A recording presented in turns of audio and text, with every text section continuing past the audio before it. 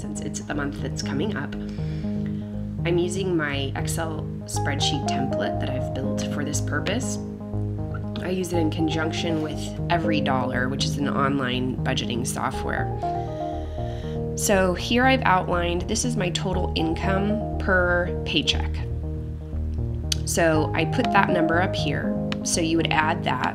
These numbers should apply to a family of 4 making this amount of money.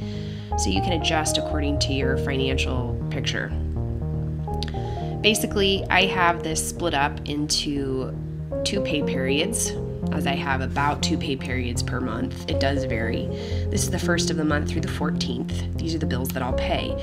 You can see I have them outlined as manually to pay online, so I pay them online. I don't have any auto pay set up except for Netflix currently, and I've been running this system for almost 9 months. That's a personal choice. I don't think there's any law that you can't use an auto pay function, but I just prefer to be in more control. This is the cash I withdraw. These are all purchases that I make that I can easily use cash. So we could start with my gas for my home. This is what I pay.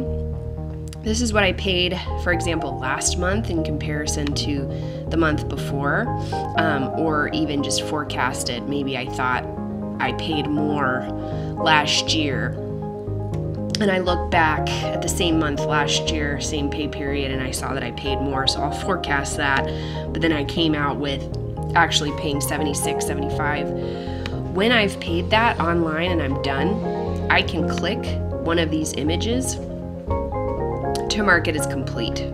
So I have a checkbox here that you can use for that. This is my electric bill. Again, that's the forecast, that's what it actually was. Phone bill, internet TV, Netflix, half of my rent. I do pay rent twice monthly. I've paid up ahead so that it doesn't bother my landlord that I do it that way. My gym membership, my student loans, so this is where my debt payments come in. This is paying down on both principal and interest. At the time of this recording, I only have student loans left. I've paid off my car loan and my credit card bills and things like that. So you just adjust according to what your minimum payments are, and you should really only be paying more on one of your debts per month to snowball it and pay one off at a time. This is pocket change, so my husband and I get some pocket change that we get as spending money, so we get $50 each. You can split that up, either getting it in cash or getting it electronically. This is my gas for my car, that's what I've budgeted. Groceries, fund money is the same thing as pocket change, so I had moved it up here. It was working better digitally than it was as cash, so I just zeroed that out. I do set aside my kids' allowance, and if for some reason one of the kids earns some extra money, I'll deduct that from the following one, so I know what I'm left with.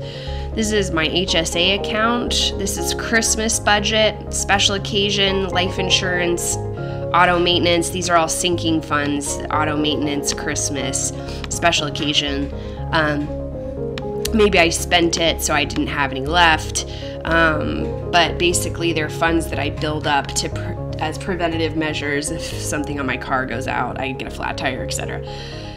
I do have personal training. My husband and I have invested that as a luxury of ours, so I do pay that in cash. Here's my clothing fund and our pet fund. All right, so I have these summing up. If I want to sum these, I click all of them and I go up to function and I click sum, and it will automatically add those numbers for me. So I'll know this is how much money is going to be going out in my digital payments online, and I do need to adjust these because when I go to my electric bill, and I go to pay it, it'll be different than it was last month, so I need to make note of that so I know exactly how much money I spent so I don't overspend or underestimate. Then all of these do the same thing. They add up and add up to these. So to know what I spent in total, I have to add up this number and this number and deduct it from my total paycheck to know what I end up with left over. So this one needs to be adjusted because my final tally was $613 and 0 cents.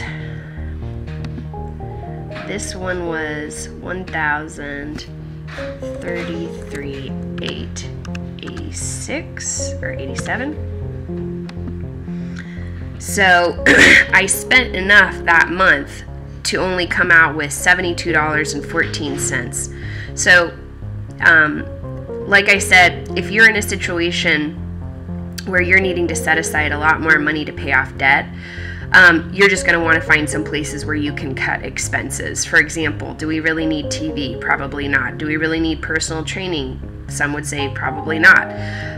There are choices that you can make to increase that amount. But I also pay a lot of bills around the first of the month. That tapers off the second of the month. It's just the way that I have that set up. So yours will be different. So then I'm done for that pay period of paying bills. Once I've knocked all of these off and check marked that I've paid them, I'm done. I don't look at this again until I get paid the next time that month on the 15th usually. So in that billing cycle, I have water, my trash, my insurance, my rent, my gas, my groceries. So these are recurring. These are the same as over here, but these are different, slightly different. So I split these up into 2 each month that I'm paying down on. So that's how I go about using this spreadsheet.